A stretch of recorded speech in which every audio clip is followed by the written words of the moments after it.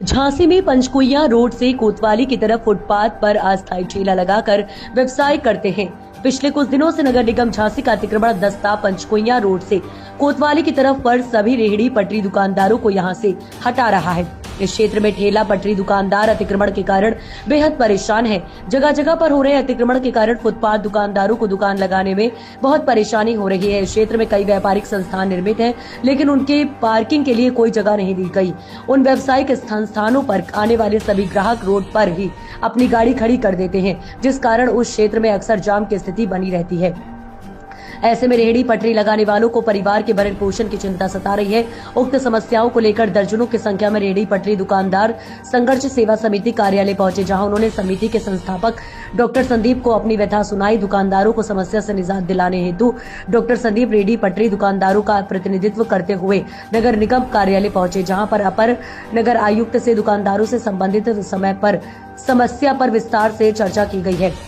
आश्वासन मिलते ही रेहड़ी पटरी दुकानदारों में खुशी की लहर दौड़ती नजर आई और सभी ने हृदय से तल से अपर नगर आयुक्त एवं डॉक्टर संदीप का आभार व्यक्त किया। इस अवसर पर डॉक्टर संदीप ने कहा कि वर्तमान सरकार लोगों को रोजगार परक बनाने के लिए लगातार प्रयास कर रही है। यदि अब इस प्रकार की कोई घटना सामने आती है तो निश्चित रूप से संघर्ष सेवा समिति सड़कों पर उतरकर विरोध प्रदर्शन करेगी। इस अवसर पर रेहड़ी पटरी दुकानदारों में सुनील कुमार, दीपक शाहू, सलमान नफीस सहित कई लोग उपस्थित रहे। क्या आश्वासन मिला? ऐसा है, अपर जो रेलवे पटरी दुकानदार हैं जितने भी हैं, और पंचकुइया खंडेराव गेट से लेके वहां तक, पंचकुइया से लेके कोतवाली तक बैठते हैं। पहले भी एक बार हो चुका है, जब माननीय लोगों के पास आप गए थे और किसी ने साथ नहीं दिया तब हम इन्हें बैठा रहा था। आज दोबारा इनके साथ यही एक अवसाफ है, इनकी कोई सुनने वाला नहीं है। एक गरीब जो माँ बहन है, जो लोग जितने भी लोग हमारे खड़े हुए हैं, आइए माता जी, तो इन लोगों के जे बेचारी अपने सुबह से शाम तक सिर्फ 200 रुपए की व्यवस्था के लिए वो डलिया लगा रहती हैं। माननीय योगी आदित्यनाथ के इस राज्य में सब लोग अपने आप को खुश महसूस करें, सुखाली महसूस करें, इसके लिए वो बेचारे मुख्यमंत्री के रूप में अपने आप को दिन रात झोंक रहे हैं। लेकिन वहीं पे ये जो सरकारी कर्मचारी हैं, ये अपने पिता का आधिपत्य समझते हुए इन लोगों को परेशान कर रहे हैं।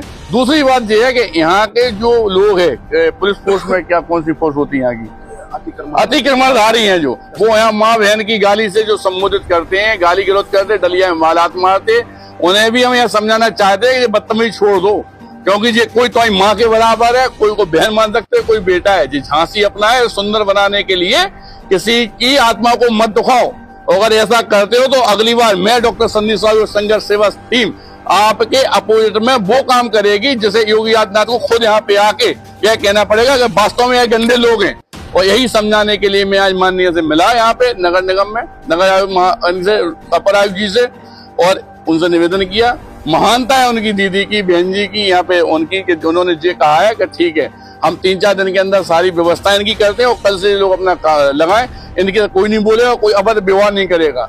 उनके मानवीय जो आचार विचार थे अपर आयुक्त जी के, उनसे हम लोग पूरी सहमत हैं और निवेदन करना चाहते हैं इस नगर पालिका में हम सभी लोगों से कि झांसी में किसी भी पटरी दुकानदार से किसी तरह का कोई भी अभद्रतापूर्ण अगर काम हुआ तो उसके विरोध में हम लोग खड़े हैं। आपको इन्हें प्यार से बैठा के, झांसी की जनता है, इन्हें प्यार से बैठा के, जिस तरह से नियम हो आपके, जो आपका कर्तव्य हो उस हिसाब से करिएगा, हमें कोई दिक्कत नहीं है। इसके अलावा कोई भी अनैतिक काम करने पे कोई खड़ा हो चाहे ना खड़ा हो, मैं डॉक्टर संदीप साहब इन सारे गरीबों के साथ